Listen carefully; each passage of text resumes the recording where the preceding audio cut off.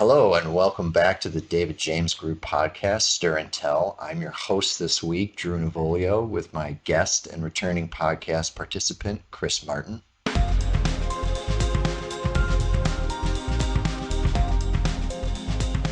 Chris, how you doing? I'm well. Thanks for having me back, and it's good to reverse roles too. It is. I like to be on this side of the mic, this side of the boom. Yeah. This week, we're going to go with social media again. Yeah. We've got a hot list of top 10 tips on how to make your organization fulfill their social media strategy. Yeah, it's great. Thanks for having me. So social media engagement is a hot topic these days because everyone is realizing that their organic engagement has plummeted off the cliff the last 18 months for various reasons. So we're here to give you some tips to help boost up your organic engagement. Just real quick, because I've seen it, my clients have seen it. Why is the organic falling off a cliff? Usually we say it's an algorithm thing, but just real quick. That's part of it. It started with Facebook in January of 2018, and even before that, they changed their algorithm to penalize content that comes from business pages to individuals and promoted more regularly content between friends like you and me. Mm-hmm. Okay, so go ahead. So we got this list of 10 tips. Let's start with number 10. So the first one is look at your content and ask yourself, does all my content look the same? Are the graphics all the same? Are the photos all the same? Change it up. A good example is we do a lot of conference promotions.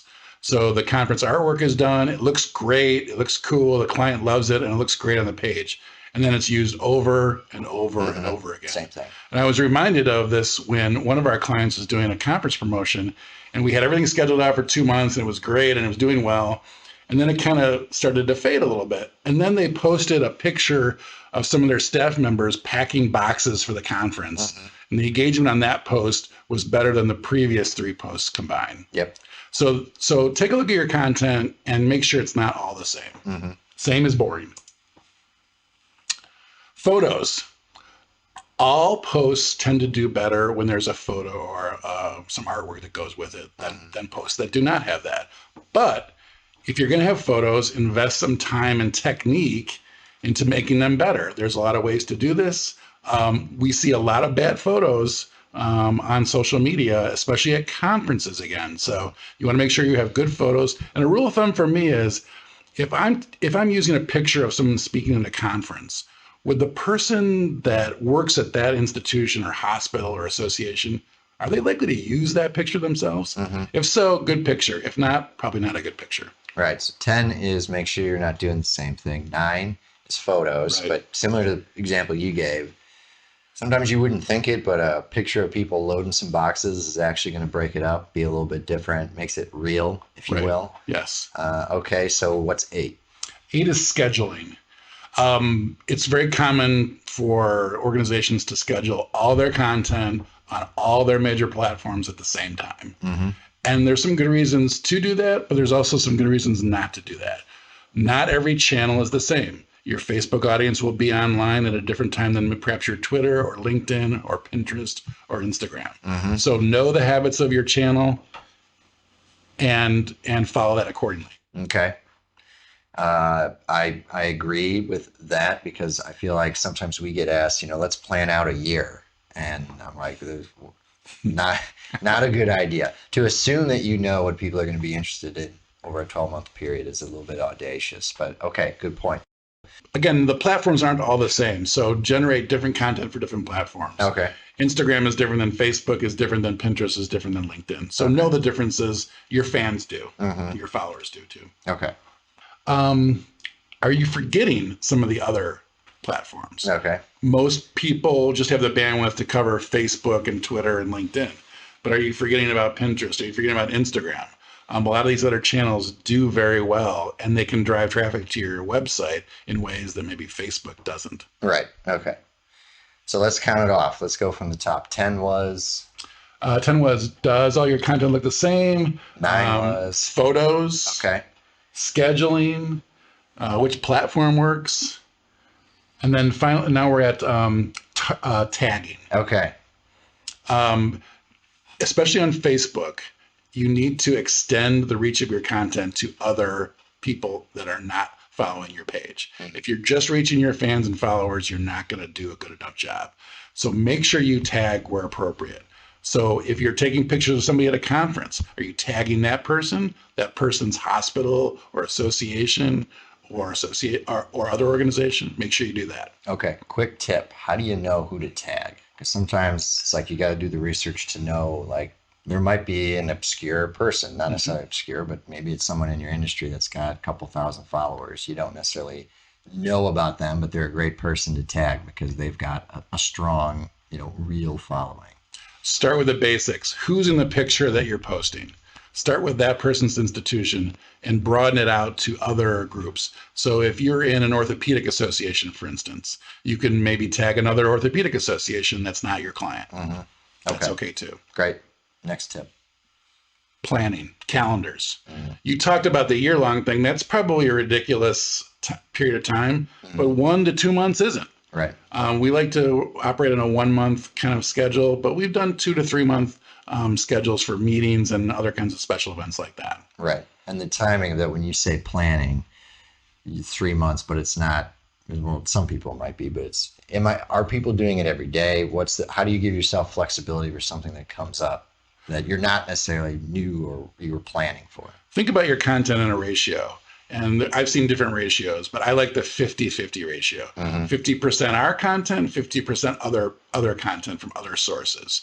So if you're curating half of your monthly content from other sources, that gives you the other half of your content budget to plan for other things. You can do spur of the moment stuff, things that come up. So if you have a budget of content that way that's set up on a ratio that makes sense, you can do it that way. Makes sense. All right, what's next? Are you merchandising your press coverage? So as an old PR guy, middle-aged PR guy, I should say, I see a lot of clients that get press coverage, hard-earned press coverage, but then they don't merchandise it on their social media pages. Right. So that's a great source of content. It's unplanned content. You can't schedule it because you don't know always that it's going to happen. Right. It tends to come up quickly. But when it comes up, just schedule it that day. Right. Just do it. So that's probably a term a lot of our either listeners or clients aren't familiar with. So when you say merchandise, like what's the theory? What are you trying to essentially get at? You're taking something that was done for one thing and re-merchandising it for another. Sure. It's a way to be efficient with your content. How's that different than like repurpose? It's the same thing. Okay. It's a synonym. In the same thing. Okay. Yeah. Video. Everyone knows that you should be doing more video, and a lot of people do video, and it's great. But are you doing the right kind of video? Again, is it that you can have that planned and polished and perfectly edited video, and that's good. That's better than not video.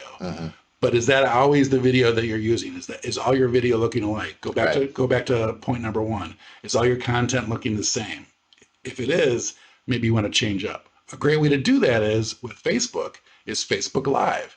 It's authentic, it's spur of the moment, and it comes across as real on people's newsfeed. The advantage too is that it ends up as a post on your page. The engagement on it is always pretty good, and you can always download that video afterwards and then edit it and then repost it and repurpose it elsewhere.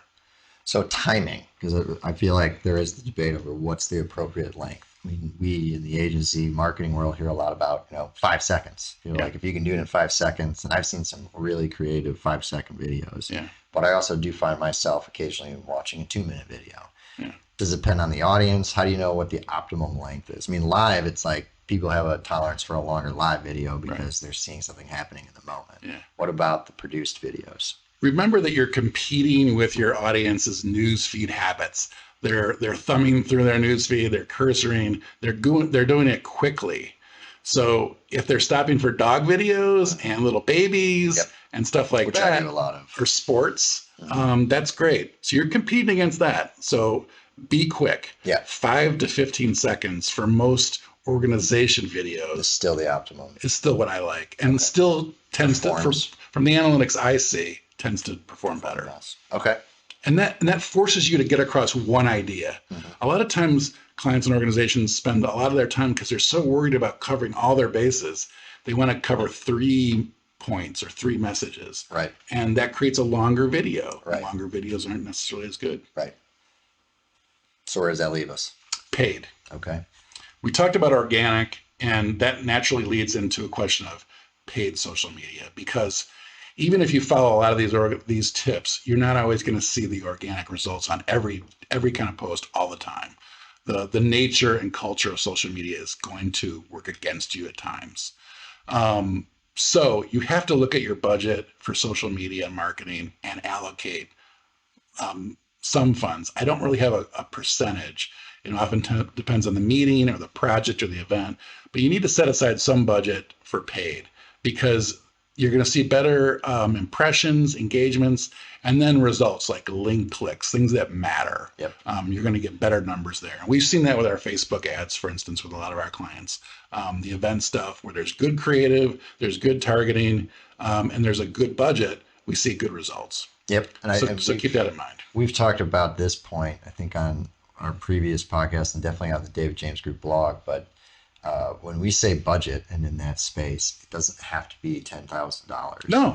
And to experiment with the budget is if you've got $250, $500, see how things roll and kind of learn from those little micro campaigns, because you can still get a surprisingly far reach on social with that kind of budget.